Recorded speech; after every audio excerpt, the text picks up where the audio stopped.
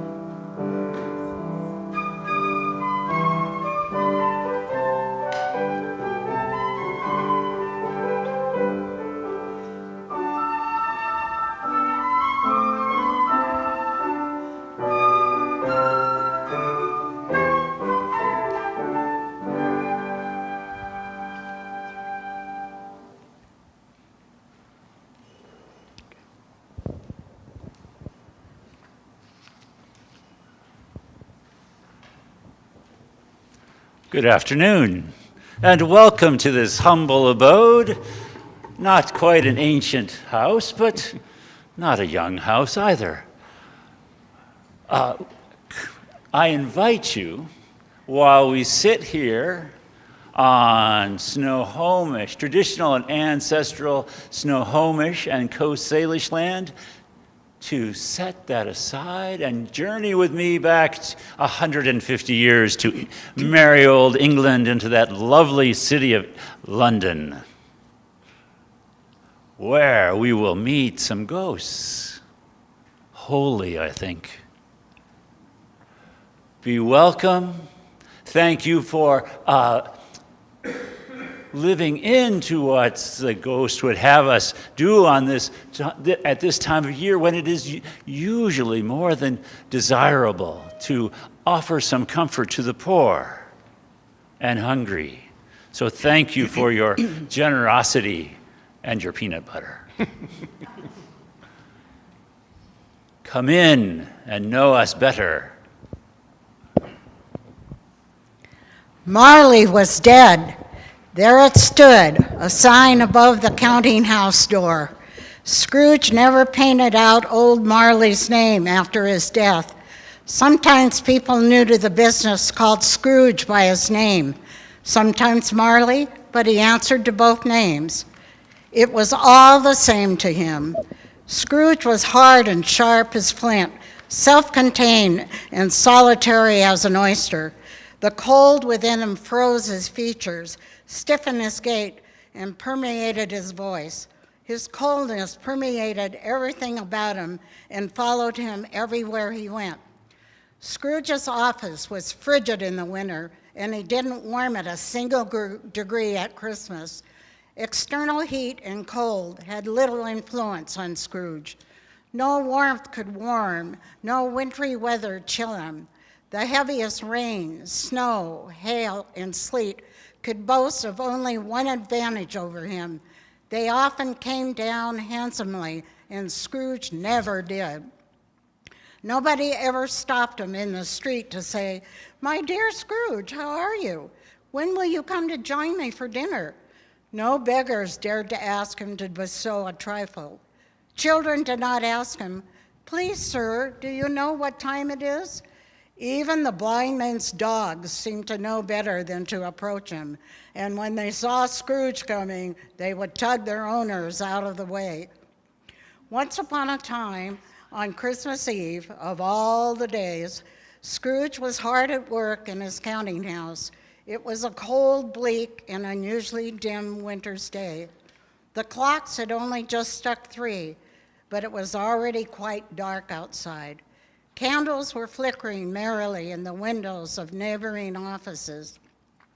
The door of Scrooge's office was open to ensure that he could keep an eye on his clerk, Bob Cratchit, who sat at a dismal little desk working diligently. Scrooge had a meager fire for himself, but the clerk's fire was so small that it looked like a single lit coal. But the clerk could not replenish it, for Scrooge kept the coal box by his side. When Cratchit glanced at the small fire with a glint of hope in his eyes, Scrooge scowled at his clerk. The clerk shivered, pulled close his comforter, and tried to warm himself at the candle. Suddenly, the door of the counting house flew open. A Merry Christmas, Uncle. God save you. Bah, humbug. Christmas? A humbug, Uncle? You don't mean that, I'm sure. I do. Merry Christmas. What right have you to be merry? What reason have you to be merry? You're poor enough. Oh, come then. What right have you to be dismal? What reason have you to be morose? You're rich enough. Bah, humbug. Don't be cross, Uncle. What else can I be when I live in such a world of fools? Merry Christmas. Out upon Merry Christmas. What's Christmas time to you but a time for paying bills without money? A time for finding yourself a year older, but not an hour richer. If I could work my will, Every idiot who goes on about a Merry Christmas would be roasted with his own goose and Uncle! buried with a stake of holly through his heart. Uncle, no! Nephew, keep Christmas in your own way, and let me keep it in mine. Keep it? But you don't keep it. Let me keep to my custom then. Much good may it do you, much good it has ever done you. There are many things from which I might have derived good, by which I have not profited. I dare say Christmas among the rest. But I am sure I have always thought of Christmas time, when it has come around, as a good time. A kind, forgiving, charitable, pleasant time.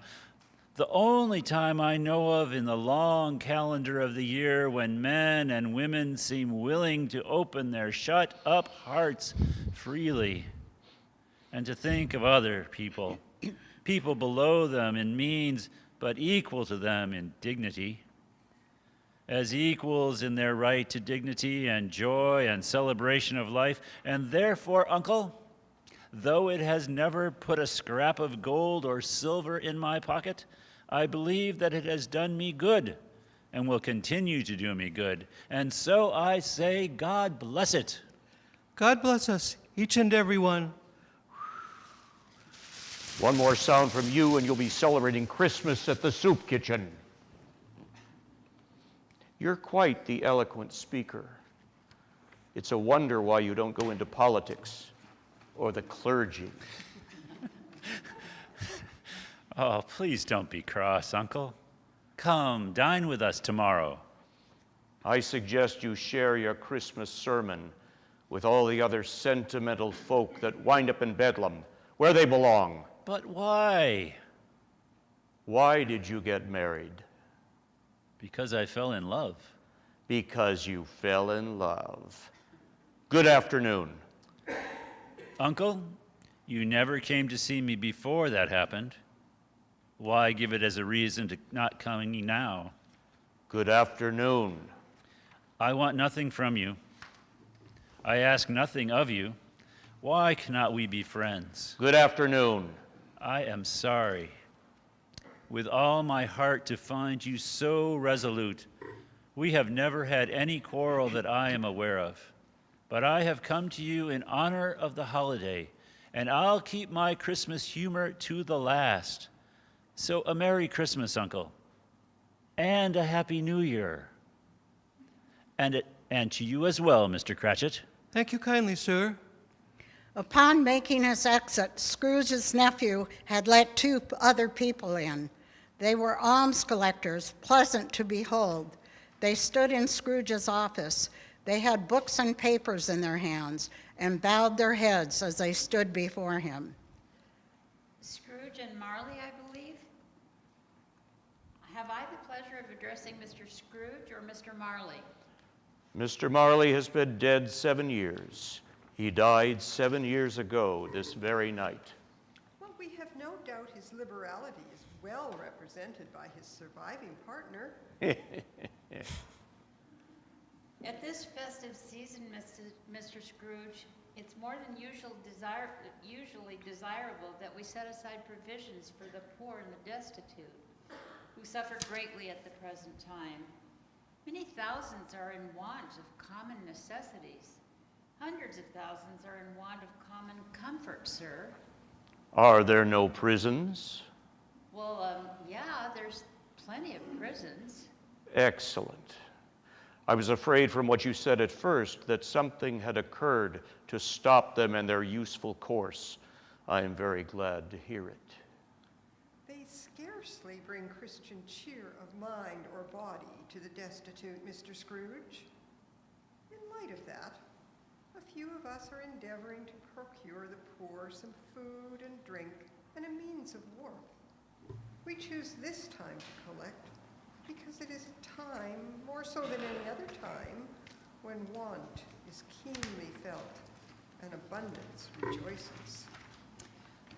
What shall I put you down for, sir? Nothing. Oh, you'd like to be anonymous? I wish to be left alone. Since you ask me what I wish, that is my answer.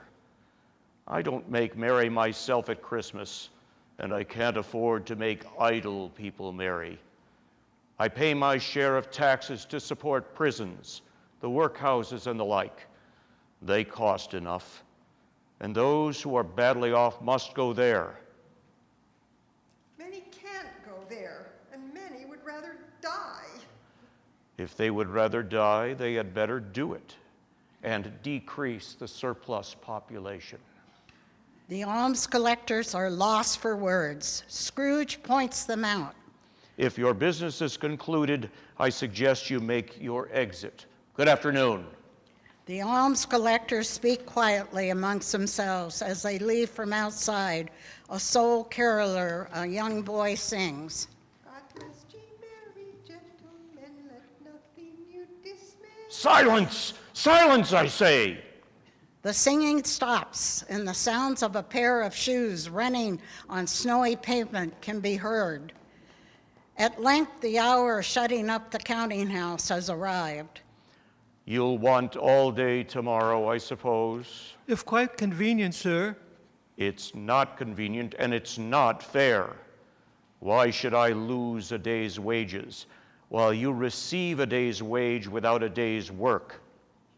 If you would be so kind, Mr. Scrooge. After all, it is only once a year, and my wife and children cherish it so. A poor excuse for picking a man's pocket every 25th of December. But I suppose you must have the whole day. Be here all the earlier next morning. I will, sir. I promise you. And a very Merry Christmas, and a Happy New Year to you and yours. Bah, humbug. Scrooge, having no reason to stay at the counting house, went to his quiet quarters. He lived in chambers which once had belonged to his deceased partner. His home was dreary and dismal enough, for no one lived in it but Scrooge. Now, it is a fact that there was nothing at all exceptional about the knocker on the door to Scrooge's home, except that it was very large. It is also a fact that Scrooge had seen it night and morning during his whole residence in that place. Let it also be said that Scrooge had not spared one thought on Jacob Marley since he had mentioned his partner's death earlier that very afternoon. And then, let any man explain to me, if he can, how it happened that Scrooge, having left his key in the lock on the door, looked at the knocker and saw not a knocker, but Jacob Marley's face. Startled, Scrooge sought to take a closer look, but as soon as he recovered from his shock, the knocker appeared to be a simple knocker once more. To say that he was not startled or that his heart was not beating hard would be untrue, but Scrooge put his hand upon the doorknob regardless, turned it sturdily, walked in, lit his candle, and closed the door with a bang.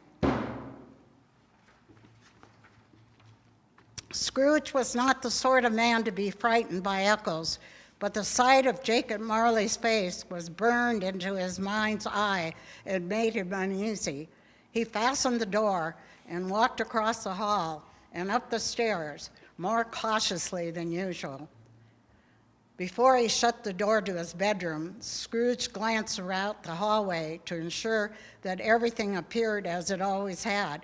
He had just enough recollection of the face to feel the need to survey the room. Satisfied that it was all in its usual state, he closed his bedroom door and locked himself in. Double locked himself, in fact, which was not his custom. Confident that he was safe and sound, he took off his cravat, dressed for bed, and sat down before the fire. It was a very low fire indeed, a trifle on such a bitter night.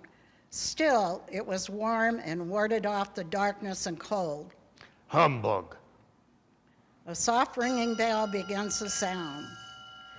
As the humbug left his mouth, Scrooge became aware of the soft ringing of a bell. It was with great astonishment and with a strange, inexplicable dread that he stood up and looked to find the source of the sound. He heard the bell begin to ring louder and louder, and slowly but surely, more and more bells joined the otherworldly choir. Soon the room was flooded with the sounds of loud, harsh bells. The bells stopped ringing, silence. The sound of chains being dragged across the stone began to fill the room. Suddenly the bells ceased as they had begun together. They were succeeded by a clanking noise, as if some person were dragging a heavy chain over a stone floor. Scrooge then remembered once hearing the ghosts that haunted houses were often described as dragging chains. It's humbug still, I won't believe it. His skin grew pale, though, when without a pause, it came through the bedroom door and entered into the room before his eyes. The dying flame in the fireplace leaped up, as if were to explain, "I know him, that is Marley's ghost," and died, leaving the room dark, except for the faint, eerie light warmth from the specter. The chain it drew was clasped about its middle. It was long and wound about him. It was made of cash boxes, keys, padlocks, ledgers, deeds, and heavy purses wrought in steel. His body was transparent, so that Scrooge, observing him, could see the smoldering wood in the fireplace. Who are you? Ask me who I was. Who were you then? You're particular for a shade.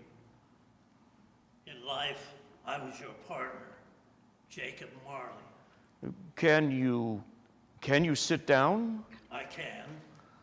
Scrooge asked the question because he didn't know whether a ghost might find itself able to sit in a chair, but the ghost sat down on the opposite side of the fireplace, as if he were quite used to it. You don't believe in me. I don't. What reason do you have to doubt your senses? I don't know. Why do you doubt your senses? Because a little thing affects them. Perhaps I'm having a bad dream. Perhaps you are the product of a bad meal. You may be the product of an undigested bit of beef, a crumb of bad cheese, a fragment of an underdone potato. There's more gravy than of grave about you, whatever you are. Scrooge was not in the habit of cracking jokes, nor did he feel in his heart by any means comical at that moment. The truth is that he tried to be smart as a means of distracting himself and keeping his terror at bay, for the specter's voice disturbed the very marrow of his bones. The ghost bellows, and the house fills with sounds of rattling chains. At this mockery, the spirit raised a frightful cry and shook its chain with such a dismal and appalling noise that Scrooge held on tight to his chair to save himself from falling to the ground in fear. Mercy, I beg thee, dreadful apparition, why do you trouble me? Man of worldly mind, do you believe in me or not? I do, I must. But why do spirits walk the earth? And why do they come to me? Well, it is required of every man that the spirit within him should walk among his fellow man and travel far and wide. And if that spirit goes not forth in life, it is condemned to do so after death. It is doomed to wander through the world and witness what it cannot share, but might have shared on earth and turned to happiness. Oh, woe is me.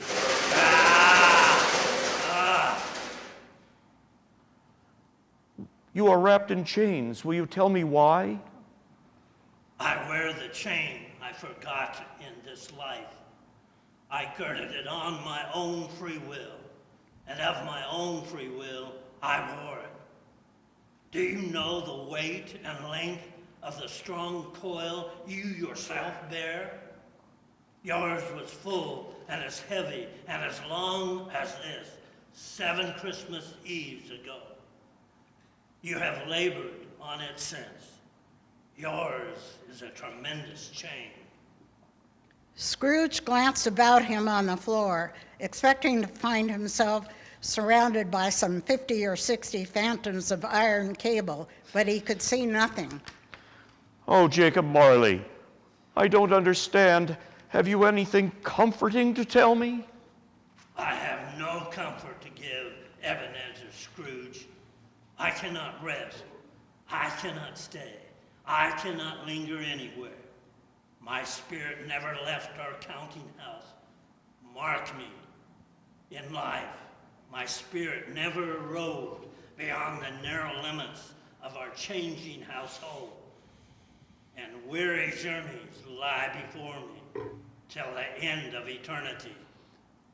You must have been very slow about it, Jacob. Slow? 7 years dead and traveling all the time? The whole time. No rest, no peace, incessant torture of remorse. You travel fast? On the wings of the wind. You might have got over a great quantity of ground in the 7 years. The ghost, on hearing this, set up another cry and clanked its chains hideously in the dead silence of the night. Captive, bound, and double ironed. Not to know these ages of incessant labor by immortal creatures. For this earth must pass into eternity before the good of which it is susceptible is fully developed. Not to know that any Christian spirit working kindly in this little sphere, whatever it may be, will find its mortal life too short for this vast means of usefulness.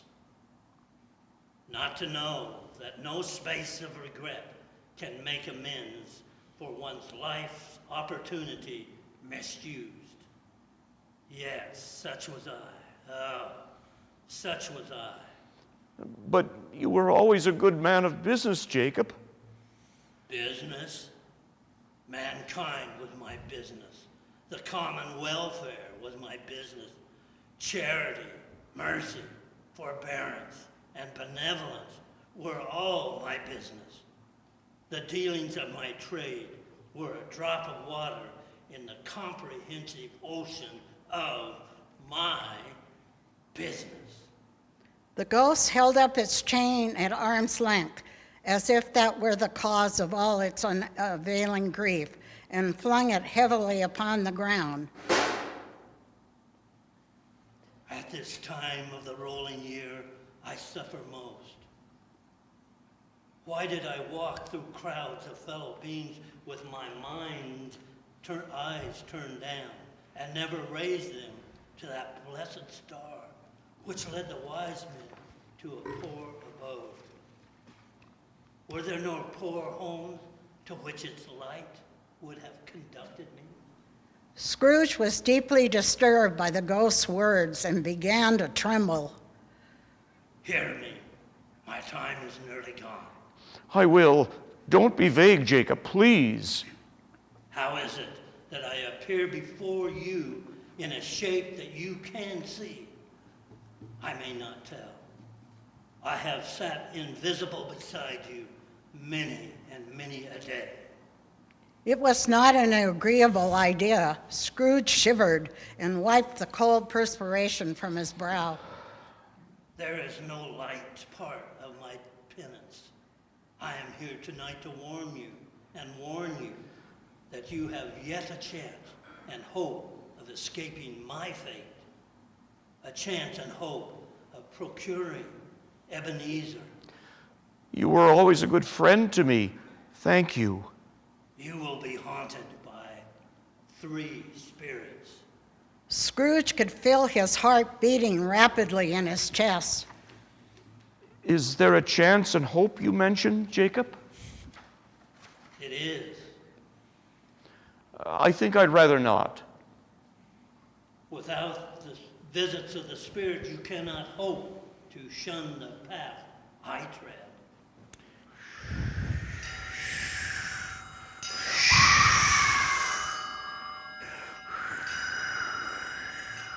Expect the first spirit when the clock strikes midnight. The second spirit when the church bell's song has ended. And the last when faith is lost. For your own sake, remember what is past between us. Couldn't I take them all at once and have it over with, Jacob? The apparition walked backward, and at every step it took, the window raised itself a little, so that when the specter reached it, it was wide open. The wind whistled more loudly. It beckoned Scrooge to approach, which he did. When they were within 2 paces of each other, Marley's ghost held up its hand, warning him to come no nearer. Scrooge stopped.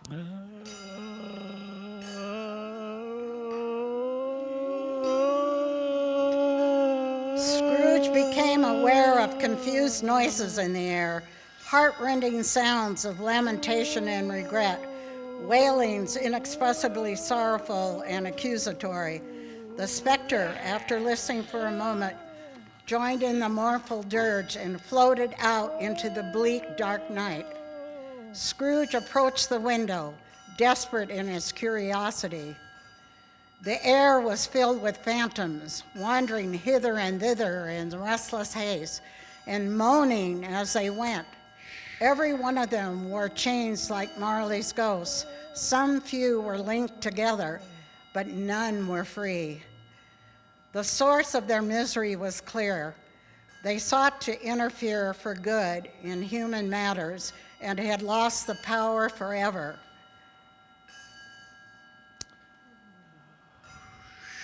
Whether these specters faded into the evening mist or the evening's mist enshrouded them, Scrooge could not tell. But the specters and their voices faded, and the night became as still and silent as it had been when he had walked home. Scrooge closed the window and examined the door by which the ghost had entered. It was double locked, and the bolts were undisturbed. He tried to say humbug, but found himself speechless. And being from the emotion he had undergone, or the fatigue of the day, or his glimpse of the invisible world, or the conversation of the ghosts, or the lateness of the hour, much in need of repose, went straight to bed and fell asleep upon the instant.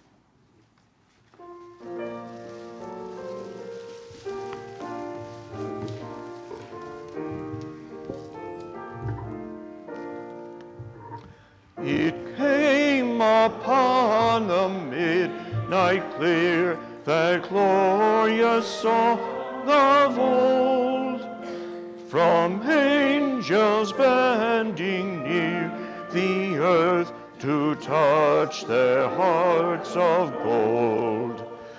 Peace on the earth, goodwill to men, from heaven's no gracious King. The world in solemn stillness lay to hear the angels sing.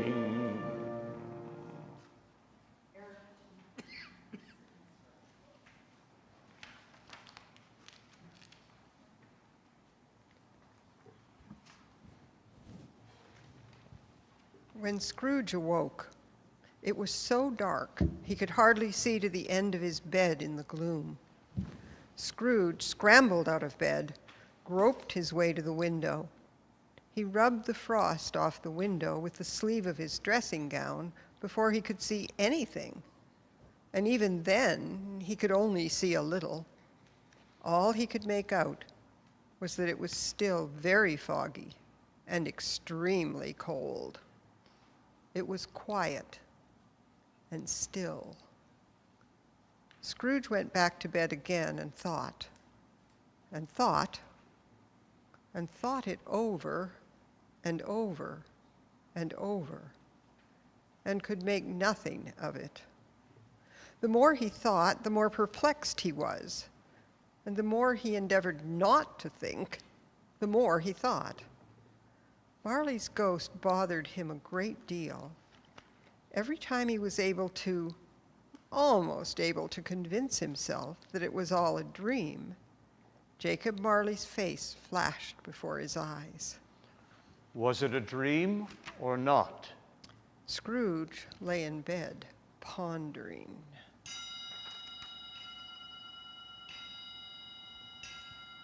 Scrooge remembered with a start that Marley had warned him that he would receive his first ghostly visitor when the bell struck midnight. He resolved to lie awake until the hour was past. But suddenly, and without warning, a glorious light filled the room. Scrooge found him face to face with an unearthly visitor. It was a strange figure, like a child, and yet not a child. Its hair, which hung about its neck and down its back, was white, as if with age, and yet the face had not a single wrinkle. It wore a tunic of the purest white, and round its waist was bound a lustrous belt, the sheen of which was beautiful. The light that had seemed to summon the visitor appeared to emanate from the ghost itself. Just like a candle whose light flickers and seems to constantly move, so did the ghost's. Are you the spirit whose coming was foretold to me? I am. Who and what are you? I am the ghost of Christmas past. Long past? No, your past.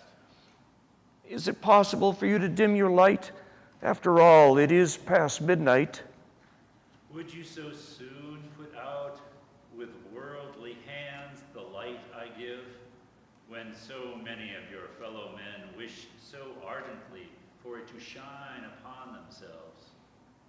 Why have you come? For your welfare. Thank you, Spirit, though I cannot help but feel that a full night's rest would be better for my... Your redemption, then. Take heed, rise and walk with me. It would have been in vain for Scrooge to plead that the weather and the hour were not to his liking.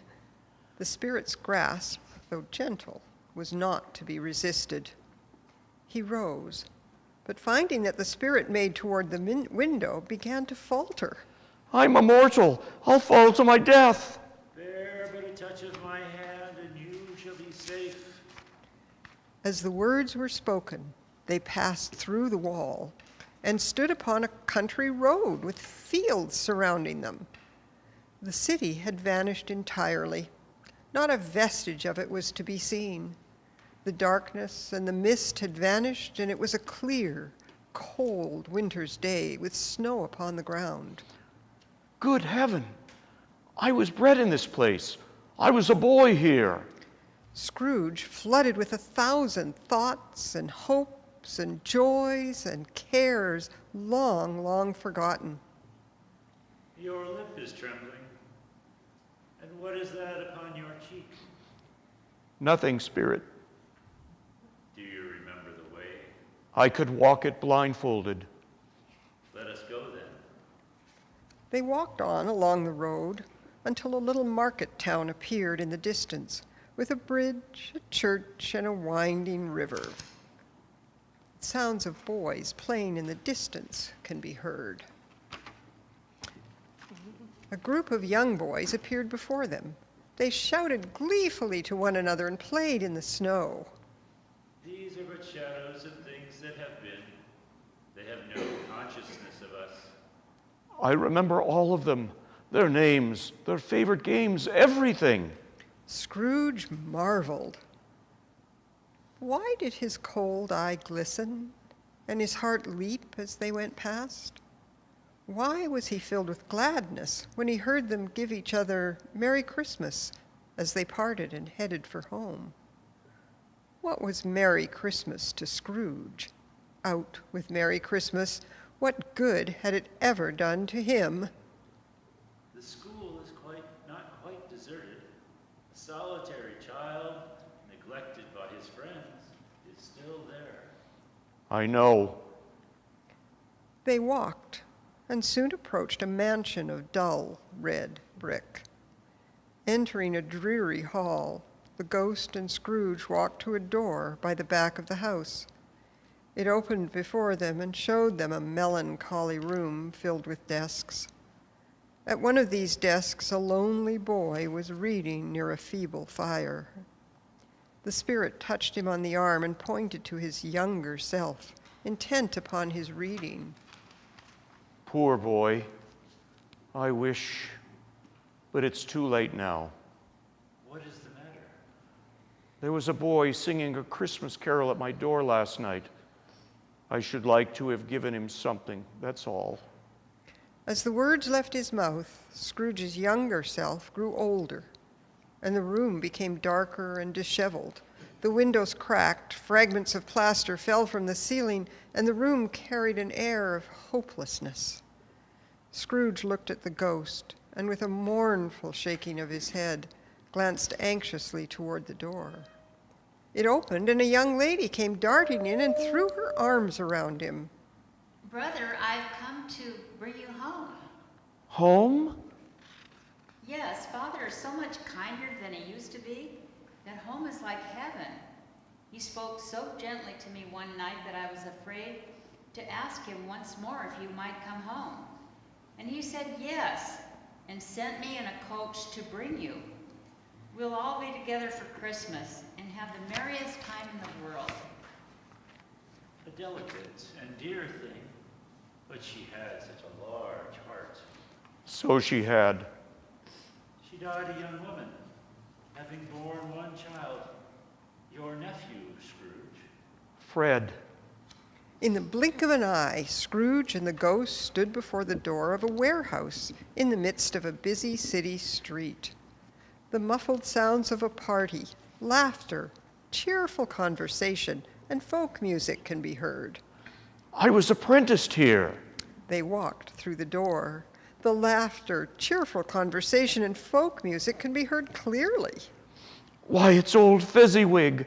Bless his heart, it's Fezziwig, alive again. A small matter to make these silly folks so full of gratitude. Small? The man threw the most lavish parties you've ever seen, with enough food to feed an army, enough drink to drown a navy. He hired musicians, and he gave his apprentices the week off. He has spent a pittance of your mortal money to provide such merriment. Is that so much that he deserves this praise? It isn't that, Spirit. He had the power to render us happy or unhappy, to make our service light or burdensome, a pleasure or a toil. The happiness he gives is quite as great as if it cost a fortune. Scrooge ponders on what he has just said. What is the matter? I should like to be able to say a word or two to my clerk just now. My time grows short. Quick. Again, Scrooge saw himself. He was older now, a man in the prime of life. He was not alone, but sat by the side of a fair young woman. There were tears in her eyes, which sparkled in the light that shone out of the ghost of Christmas past. This is the way of the world. There is nothing more grueling and painful as poverty, and there is nothing more valuable than the pursuit of wealth. You fear poverty more than you love people? Why does that matter? I love you. Isn't that enough? The fair girl shook her head. Our contract is an old one. It was made when we were both poor and content to be poor. It worked to provide us the means to rise above our station. We should improve our worldly fortune by our patient industry. You have changed. When I fell in love with you, you were another man. I was a boy, a foolish boy at that. We were happy then, and that is all I ever wanted. I can no longer bear the sight of the man you have become. What changed, Belle? Your nature, your spirit, Ebenezer. I would gladly think otherwise if I could. The memory of the man you were makes me hope you will have pain in this. You will suffer briefly and then dismiss the memory of it gladly as it were an unprofitable dream. May you be happy in the life you have chosen, Ebenezer. She left him, and Scrooge and the ghost looked on as the fair young woman began to walk away. Spirit, show me no more. Conduct me home. Why do you delight to torture me? One memory more. A room, not very large or handsome, but full of comfort, appeared about Scrooge, and the ghost. Near to the fireplace sat a beautiful woman sitting opposite her daughter. The sound of two women laughing can be heard, and they're joined by the sound of children playing. The mother and daughter laughed heartily as a gaggle of cheerful young children ran about the room. But now a knocking at the door was heard, and such a rush immediately ensued, just in time to greet the father, who came home attended by a man laden with Christmas toys and presents. Scrooge looked on attentively, more than ever. When the master of the house, having his daughter leaning fondly on him, sat down with her and her mother at his own fireside, Scrooge considered the pride and joy he might have known in having such a daughter, and bowed his head in regret. My dear, I saw an old friend of yours this afternoon. Who was it? Guess. Not Ebenezer Scrooge. No, his partner, Jacob Marley, is near death, I hear. He sat alone in his counting house, quite alone in the whole world, I do believe. Spirit, remove me from this place. I told you that these were shadows of the things that have been, that they are what they are. Do not blame me. Remove me, I cannot bear it. Like a candle on the verge of burning out, the spirit's light flickered and began to grow dim. Leave me. Take me back. Haunt me no longer. Unaware that he had returned to his bedroom chamber before he'd finished his plea, Scrooge found himself standing in the dark. He had returned to his bed and fell into a deep sleep. O little town of Bethlehem.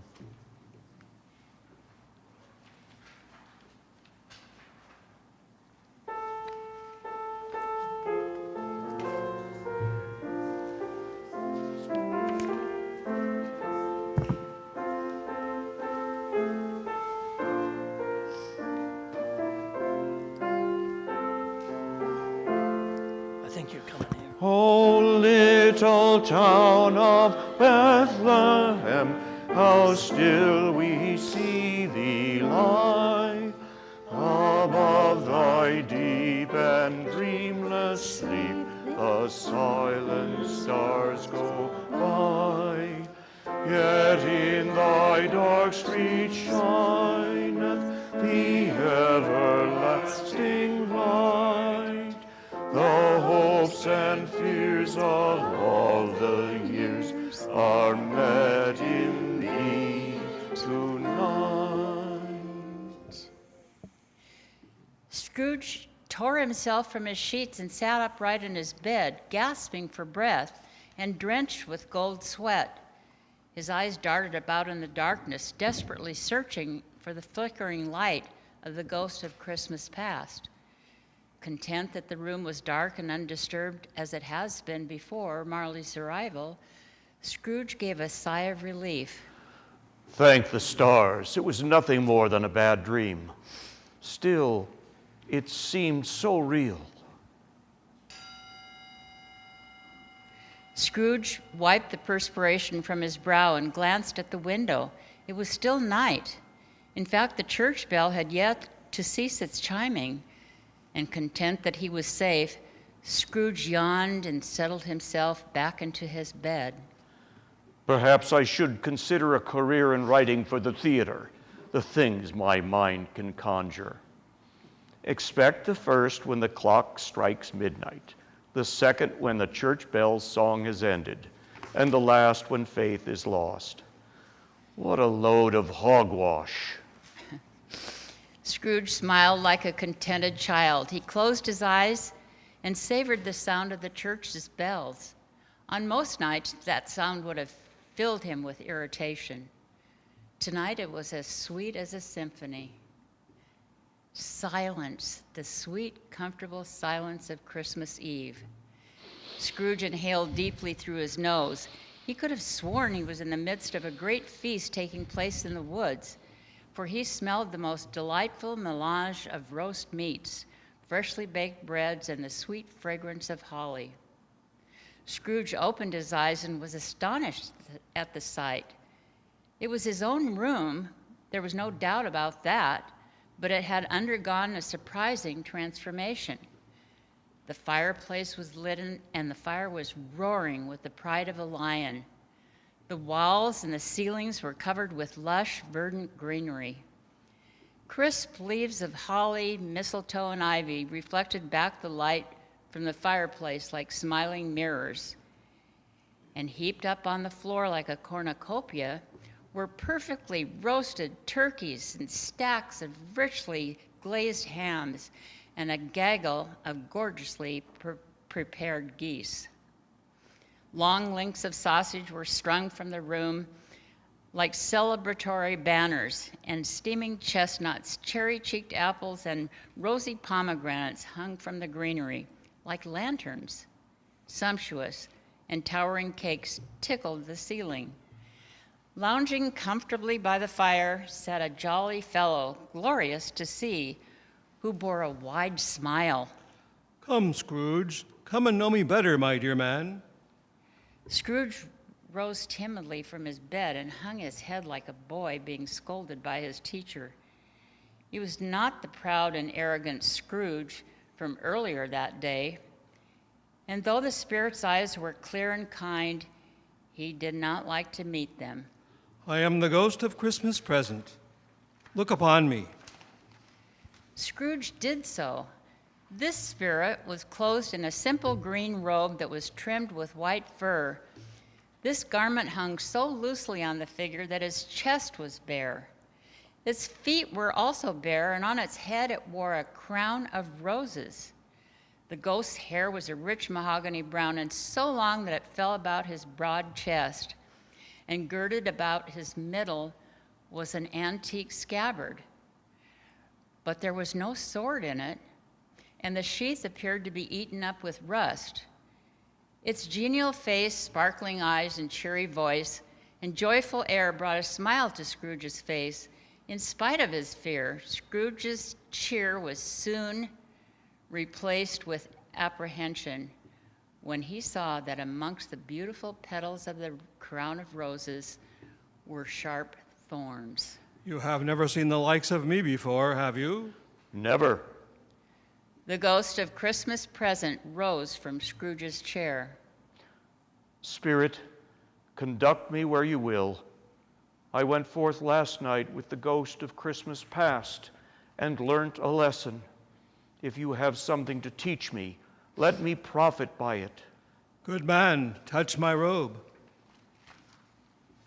The pleasant scene of fire, food, and foliage vanished instantly, and the pair stood in the city streets on a Christmas morning, where the people made a rough but not unpleasant kind of music with their actions. Some folks scraped snow from the pavement in front of their dwellings, and children played with dogs, and dogs barked merrily. Neighbors basked in this warmth of each other's company and the merriment and laughed. Though the sky was gloomy and the streets choked up with a dingy mist, it was as though a ceasefire had been declared against woe. There was nothing cheerful in the climate, yet there was an air of cheerfulness that even the balmiest spring day would have envied to inspire. Soon the steeples began their song, calling all good Christians to church and chapel, and away they went, flocking through the streets in their best clothes and with their smiling faces. At the same time, emerging from what seemed like a void, innumerable disheveled and underdressed people came shuffling toward the steeples. Though their garments were shabby and their faces thin with want, their eyes shone with hope. The sight of these poor revelers appeared to interest the spirit very much. And as they passed, the spirit showered them with a glittering light that coalesced into a halo above their heads.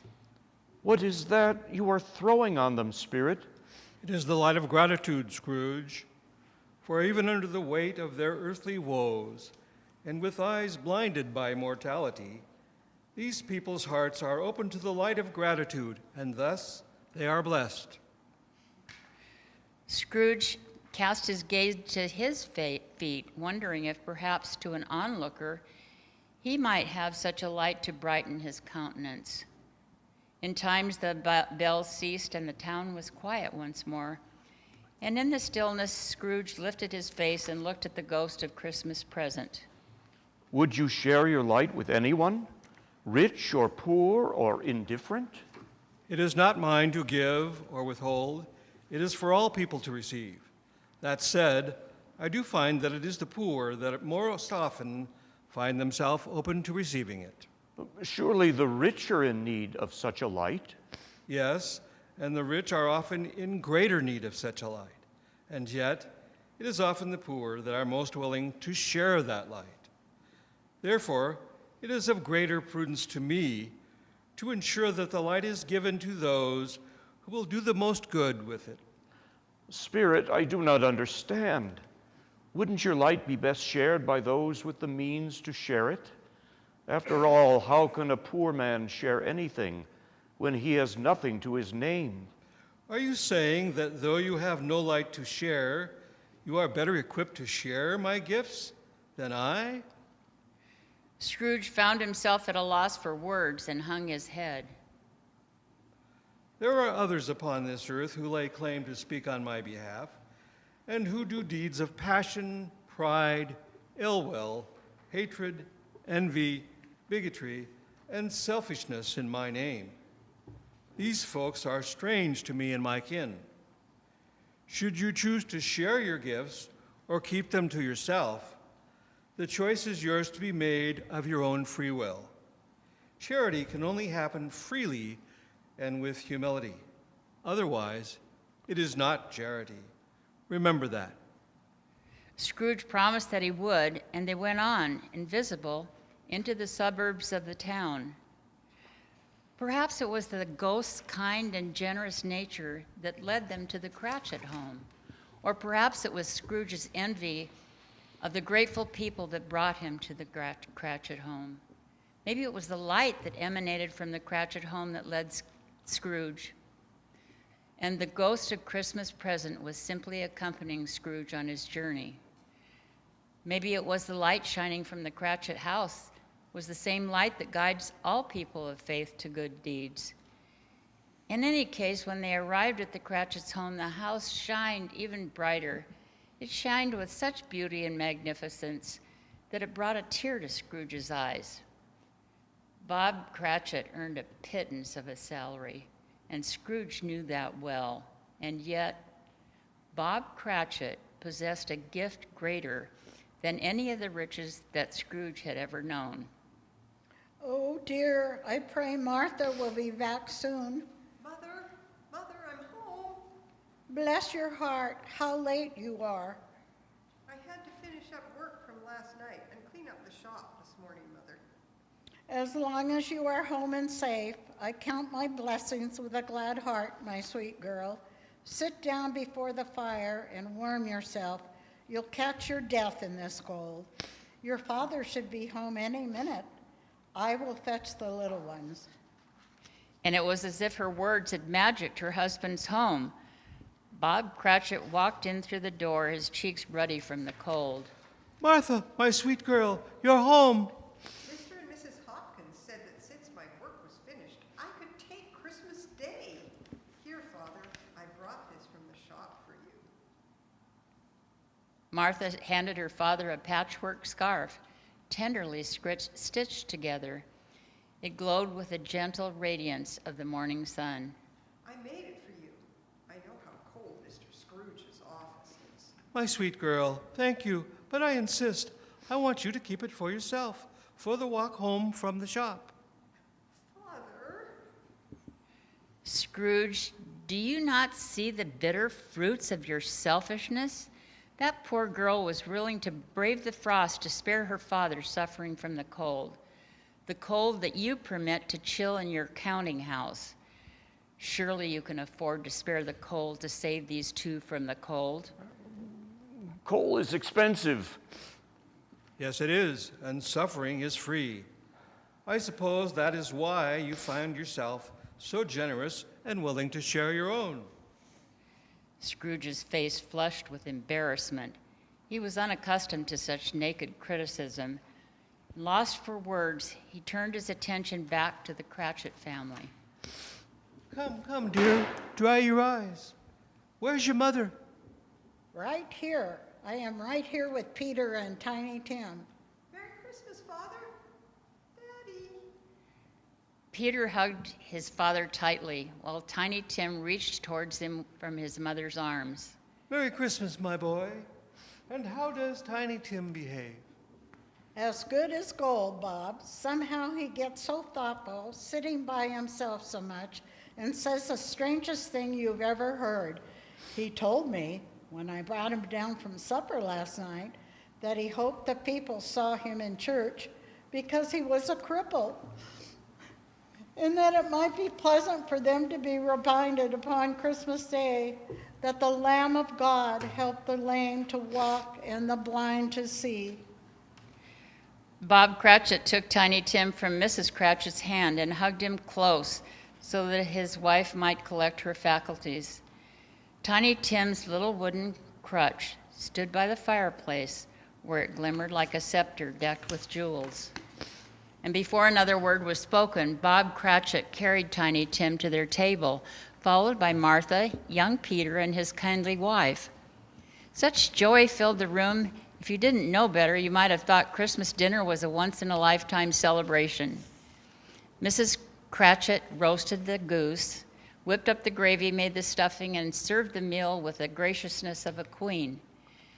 Peter had mashed the potatoes with incredible vigor, and Martha sweetened up the applesauce and offered to help her mother to set the table, to which Peter exclaimed that he wanted to help too.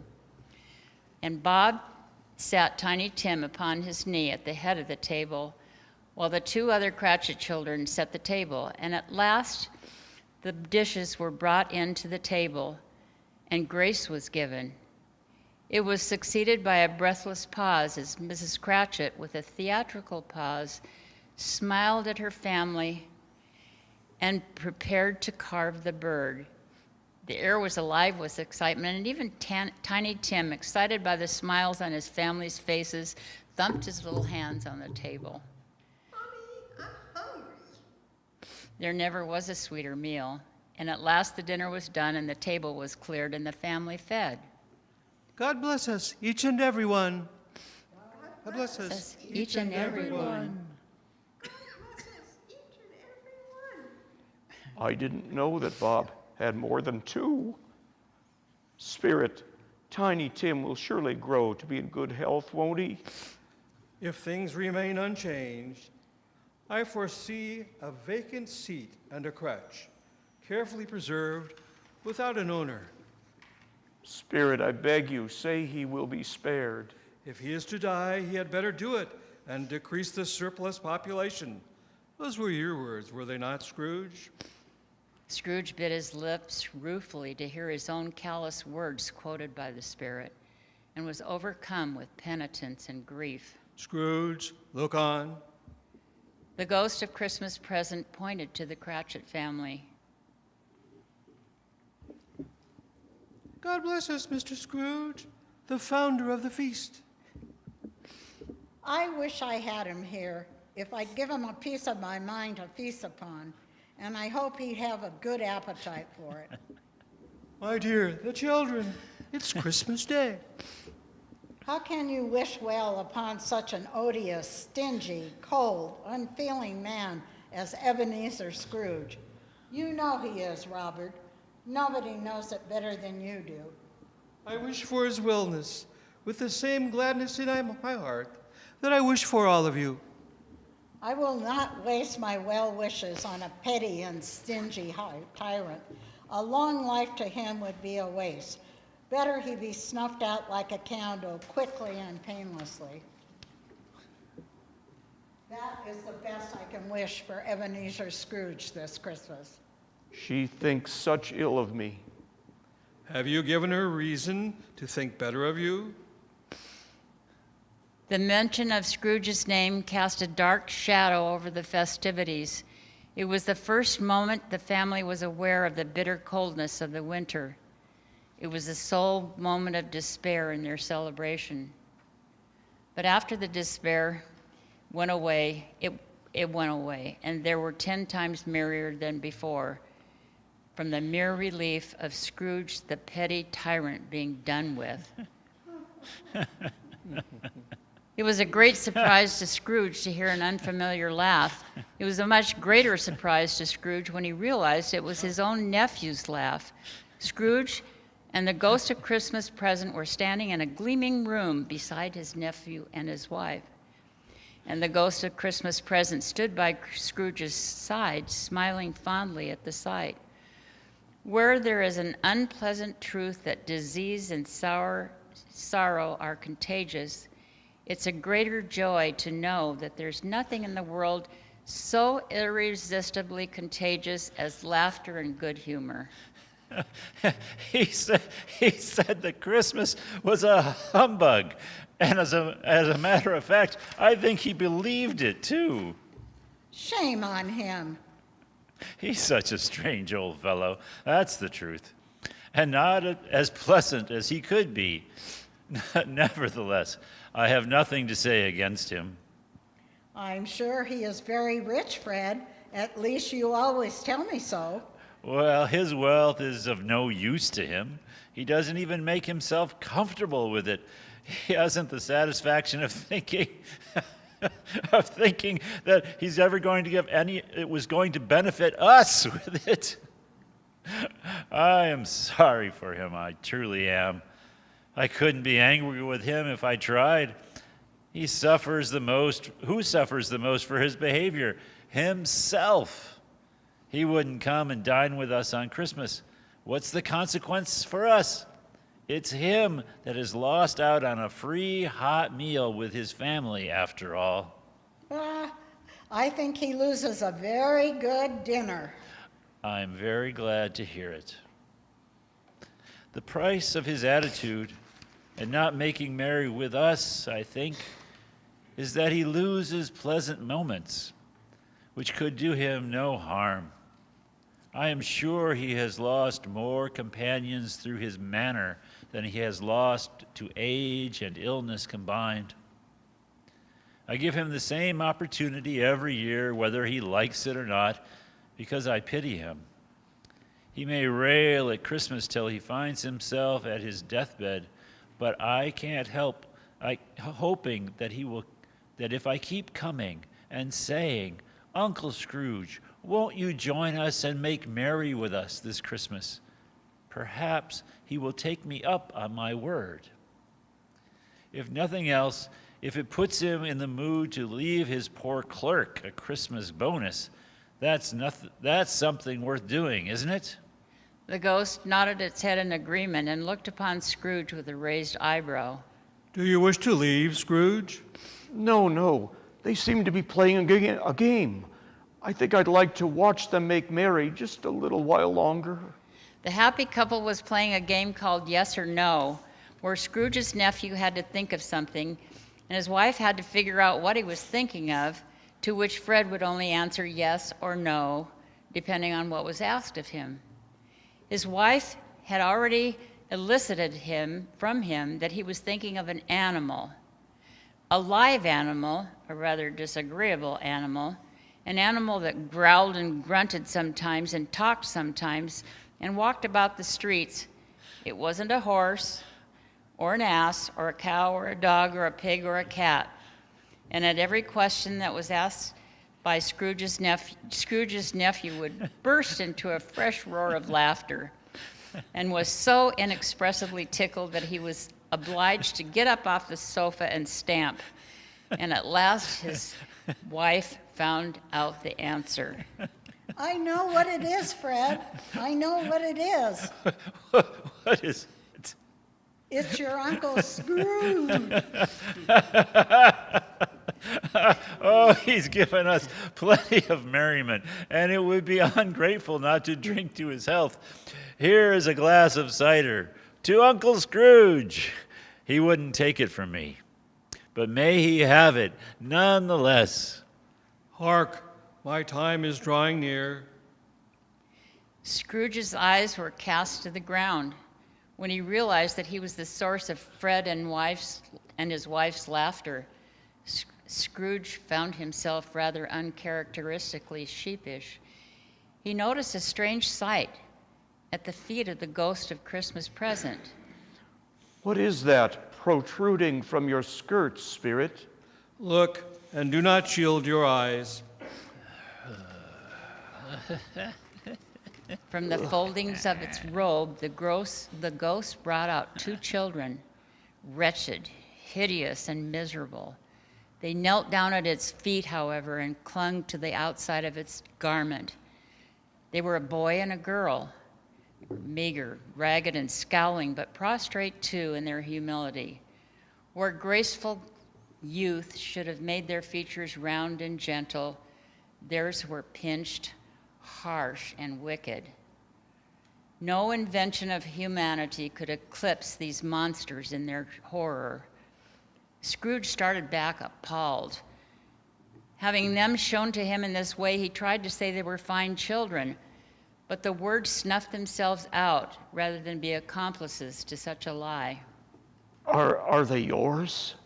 They are a man's, and yet they cling to me. The boy is ignorance, the girl is want. Beware them both. Beware this boy, for in his mouth, his hands, and his heart, doom has made its wretched home. Waste not a breath in nurturing it. Slander those who tell it to ye. Deny it.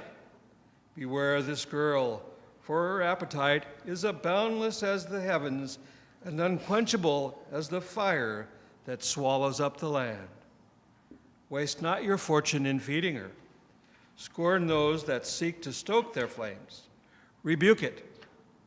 Have they no refuge or resource? Are there no prisons? Are there no workhouses? Scrooge fell to his knees in shame and supplication, and the town's church bell rang with a plaintive song. As the last stroke ceased to vibrate, Scrooge remembered the words of old Jacob Marley. Expect the first spirit when the clock strikes midnight, the second when the church bell's song has ended, and the last when all faith is lost. Lifting up his eyes, Scrooge saw that the ghost of Christmas present had vanished. The town had grown dim, colder, and more cruel. And off in the distance, Scrooge could see the chilling sight of a draped and hooded phantom slowly approaching him like the angel of death.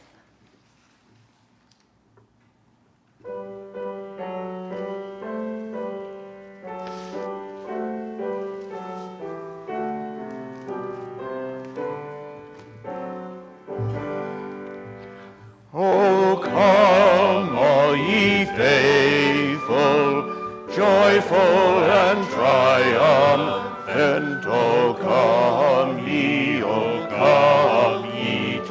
Bethlehem. Come and behold him, born the King of angels. Oh, come, let us adore him. Oh, come, let us adore him, Christ the Lord. The phantom slowly approached Scrooge in the eerie silence. It was shrouded in a deep black robe, which concealed its head, its face, its whole form. Nothing about the figure was visible except for a single outstretched hand. When it came near him, Scrooge prostrated himself before the spirit in supplication. The phantom's ghostly presence filled him with a small dread. When the spirit reached Scrooge, it neither spoke nor moved. Am I in the presence of the ghost of Christmas yet to come? The phantom answered not, but pointed onward with his hand. You are about to show me shadows of the things that have not yet happened, but will happen? Is that so, Spirit? The phantom gave a single nod of its head. That was the only answer Scrooge received. Although well used to otherworldly company by this point, Scrooge feared the silent phantom far more than any of the spirits that preceded its arrival. The phantom paused a moment, as though it sensed his fear, and gave him time to recover his bearing. But Scrooge was all the worse for this. It thrilled him with a vague, uncertain horror to know that behind the shroud that was blacker than a starless sky were ghostly eyes intensely fixed upon him, while Scrooge could see nothing but a spectral hand emerging from a black void of unknown horror. Ghost of Christmas yet to come, I fear you more than any specter I have seen thus far. I know your purpose is to do me good, and as I hope to be a better man than what I was, I am prepared to bear your company, and do so with a thankful heart.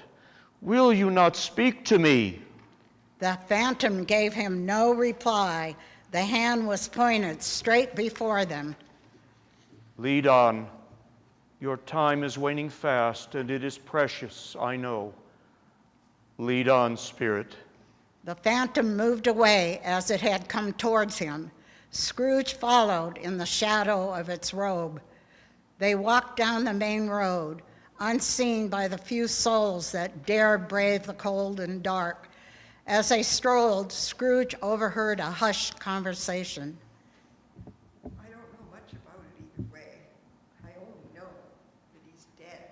I don't know when he died. When did he die? Last night, I think.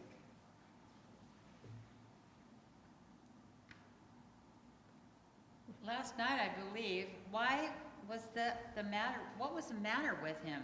I thought he'd never die. God knows. What has he done with his money? I haven't heard. Left it to his company, perhaps. He hasn't left it to me, that's all I know. Should we make up a party and volunteer to attend? I don't mind going if lunch is provided. Scrooge shuddered, from the cold or from the coldness of their words. I cannot say. The phantom glided onwards. Scrooge followed down the quiet street and went into an obscure part of the town where Scrooge had never dared to tread.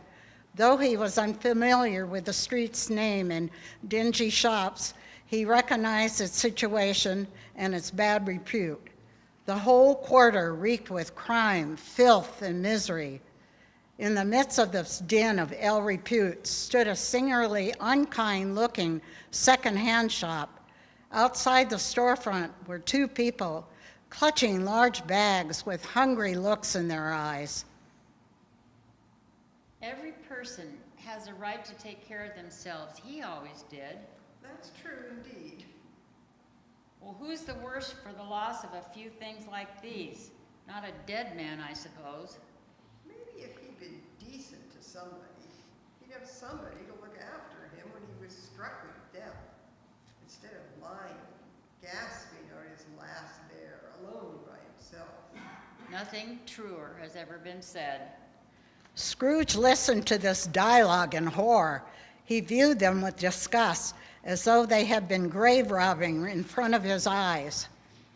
This is the end of it, you see. He frightened everyone away from him when he was alive to profit us when he was dead. Spirit, I see.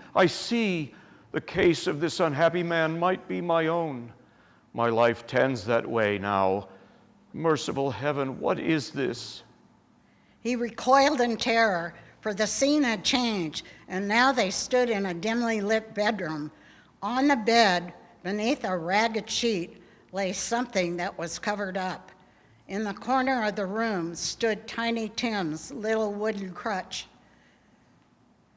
glimmering faintly in the dark. Scrooge glanced toward the phantom. Its steady hand was pointed to the mound on the bed. Though the room was dim and Scrooge could feel the beating of his heart in his chest, the small mound eclipsed all with its deafening, tomb-like silence. They stood for a few moments in silence. When Scrooge could no longer stand it, he broke the silence. Spirit, this is a fearful place. In leaving it, I shall not leave its lessons, trust me. I beg you, let us go. Unmoved, the phantom pointed with an unmoved finger to the mound on the bed. I do not understand you. What have I to do with this? The phantom slowly moved its accusatory finger towards the bedroom door. As though summoned, the door opened, and behind it stood the Cratchit family, dressed in mournful garb with tearful faces. Mother, are we ruined? No, my sweet girl, there's hope yet. To whom will our debt be transferred? I don't know. Your father is at the office.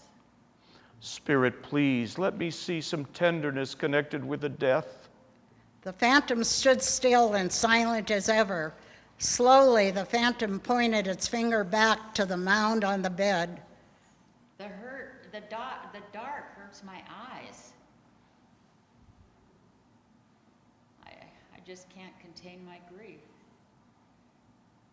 My poor Timothy, my sweet baby. Where is my boy? In horror, Scrooge's face turned white, and he clutched the phantom's robe. Martha and Peter embraced for their sobbing mother and did their best to contain their grief. Spirit, something tells me that our parting moment is at hand. I know it, but I know not how. Tell me, why do you show me a vision of Timothy Cratchit on his deathbed? The phantom said nothing and continued to point its finger at the corpse of Tiny Tim Cratchit. Without moving, the scene around them dissolved into nothingness. In its place appeared a cemetery. The phantom stood among the graves, and where its unmoved finger pointed stood a gravestone. Scrooge advanced toward it with terror. Before I draw nearer to that stone to which you point, answer me one question. Are these the shadows of the things that will be, or are they shadows of things that may be only? Still, the phantom said nothing nor moved. Scrooge crept toward the grave, following the finger, and read his own name from the neglected headstone. Ebenezer Scrooge. Spirit, hear me. I'm not the man I was. Scrooge threw himself prostrate before the spirit. Why show me this if I am past all hope? For the first time, the kindly hand of the phantom appeared to tremble. Good Spirit, your nature intercedes for me and pities me. Assure me that I yet may change these shadows you have shown me. I will honor Christmas in my heart and try to keep it all the year. I will live in the past, the present, and the future. The spirits of all three shall strive within me. I will not shut out the lessons that they teach.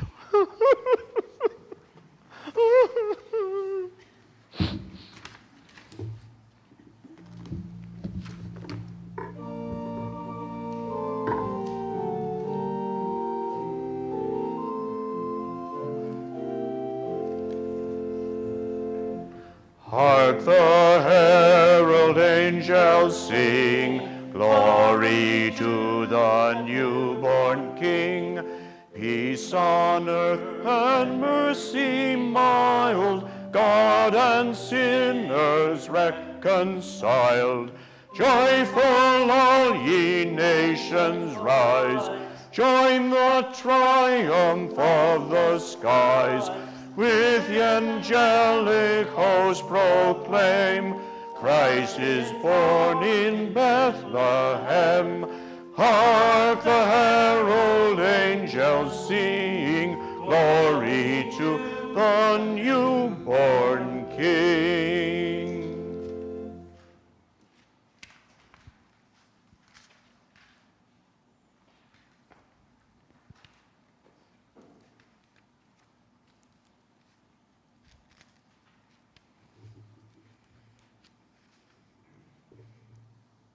Scrooge awoke in his bedroom on Christmas morning. The light of the new day shone with heavenly brilliance. Scrooge's face was drenched with tears, which he wiped away with his sleeve. Jacob, Jacob, if you can hear me, God praise you. I am a changed man, a better man. I am here, and the shadows of the things that would have been may be dispelled. They will be. I know they will. I don't know how long I've been among the spirits. I don't know anything. Never mind, I don't care. I don't know what to do first. I'm as light as a feather. I am as blessed as an angel. I'm as merry as a schoolboy. I'm as giddy as a drunken man. A Merry Christmas to everybody. A Happy New Year to all the world. Scrooge, not caring that he was in his sleeping clothes, ran straight out into the streets of the town and laughed. Really, for a man who had been out of practice so many years, it was a splendid laugh, a most illustrious laugh, the father of a long, long line of brilliant laughs. What day is it, my good lad? It's Christmas Day, Mr. Scrooge. It's Christmas Day. I haven't missed it. The spirits have done it all in one night. Of course they did. Hello, my fine fellow. Hello? Do you know the poulterers on the next street on the corner? I should hope so. Their birds are the best in town. An intelligent boy, a remarkable boy. Go and buy it for me. I'll pay you generously for your efforts. You're pulling my leg, sir. I'm entirely earnest. Go and buy it and bring it here, that I may tell you where it belongs. The sooner you get back, the bigger the piece you shall have to eat. The boy was off like a shot. In the meantime, Scrooge caught sight of the knocker that he had seen Jacob Marley's face in. I shall love it as long as I live. Scrooge pats the knocker with his hand, panting. The young boy was back with the prized bird. My word, you are a fast young lad. The turkey's already here. It's impossible to carry that to Camden Town. Here is money for a ride. See that the bird is delivered to the Cratchit household at supper time, and I shall guarantee you a seat at the table and enough leftovers to last you into next week. Scrooge went back into his home and dressed himself in his finest clothes. Once he was sure that he was dressed to the best of his ability, he stepped out onto the street. By this time, people were pouring forth from their homes, just like he had seen when he stood with the ghost of Christmas present. And walking with his hands behind him, Scrooge regarded every person he saw with a delightful smile. He looked so irresistibly pleasant that 3 or 4 good-humored people responded, saying, "Good morning, Ebenezer. A Merry Christmas to you." He had not gone far when, coming on towards him, he beheld the 2 alms collectors from the day before. It sent a pang across his heart to think how these 2 would look upon him when they met. But he knew what path lay straight before him, and he took it. Please excuse me. I hope you succeeded yesterday in your efforts. It was very kind of you. A Merry Christmas to both of you. Mr. Scrooge? Yes, that is my name, and I fear it may not be pleasant to you. Allow me to ask your pardon. And will you have the goodness to... Lord, bless me, Mr. Scrooge. Are you feeling well? Better than I could ever wish. I insist, and not a bit less. Many back payments are included in it, I assure you. My dear sir, I don't know what to say to such charity. Don't say anything, please. Charity can only happen freely and with humility. Otherwise, it is not charity after all. Scrooge passed by the church and admired the steeples and the bells. He walked about the streets and watched the people hurrying to and fro. He even patted children on the head and spoke with beggars and looked into the windows of houses and found that everything gave him great joy. He had never dreamed that any walk, that anything could give him so much happiness. In the afternoon, he turned his steps towards his nephew's house. He passed the door a dozen times before he had the courage to go up and knock. Is your husband home, my dear? Yes, sir. Where is he, my love? He's in the dining room, sir. Might I ask, who are you? I'm Fred's uncle, Ebenezer Scrooge. Fred's wife could hardly conceal her astonishment to find herself face to face with the infamous Uncle Scrooge. Even more shocking was that she found him to be such a kind and gentle man. Fred, my dear man, where are you? Why, bless my soul, who's that? It's I, your Uncle Scrooge. I have come to visit. Scrooge was at home in 5 minutes, and giving both his nephew and niece a hug, he begged their pardon. Forgive my brevity, but I must finish a small bit of business before I continue the festivities. But Uncle Scrooge, it's Christmas. What business could you possibly have to conduct on Christmas Day? Mankind is my business. The common welfare is my business. Charity, mercy, forbearance, and benevolence are all my business, my dear nephew. As Scrooge approached his counting house, he could see Bob Cratchit and his wife standing at the door. Scrooge had to stifle a chuckle as he thought of the surprise that they had in store. What do you mean by coming here at this time of day? I'm very sorry, sir. I know I am late. You see, my wife... Step this way, sir, if you please. Once a year, Scrooge. Is my family not entitled to a decent treatment from you for a single day of the long year? Don't... Cratchit, I am not going to stand this sort of thing any longer, and therefore, I'm about to raise your salary. The Cratchits dared not open their mouths to reply, for they were sure that they were dreaming to hear such words from Ebenezer. A Merry Christmas to you and yours, Bob. A merrier Christmas, my good fellow, than I have given you for many a year.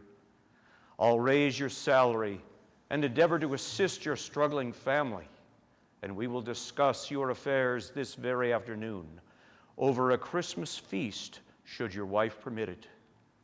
Let's make up the fires and be sure to set aside a tidy sum for your daughter to get herself a new scarf before you dot a single I, Bob. The weather isn't getting any warmer until spring, and your girl should be warm on her way home. We've got a lot of changes to make to Scrooge, Marley, and Cratchits. Well, Scrooge was better than his word. He did it all and infinitely more. And to Tiny Tim, who did not die, he was a second father. He became as good a friend, as good an employer, and as good a man as the city could ever know.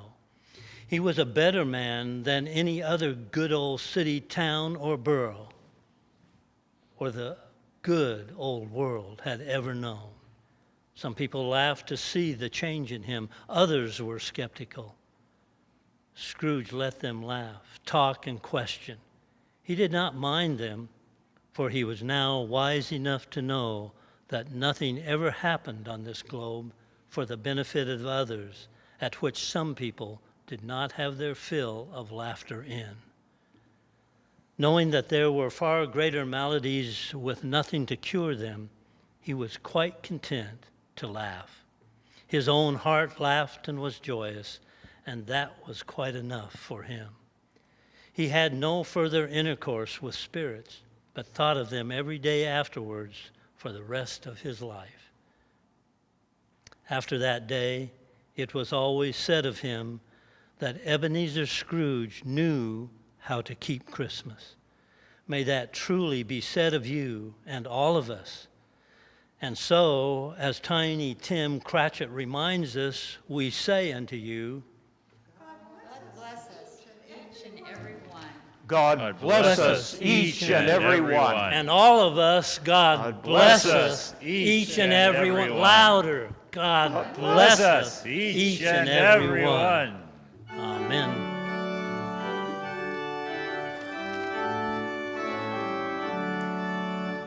Joy to the world, the Lord is come.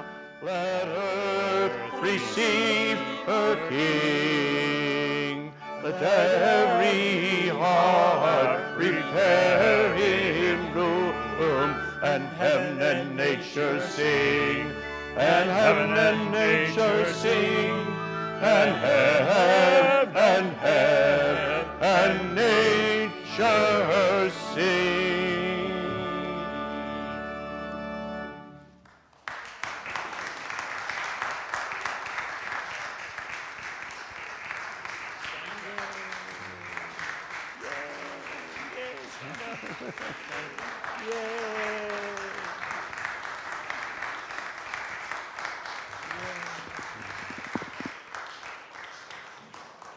Well, friends, I'm thirsty. Don't sit down. Please retire with us to the dining room for a bit of tea.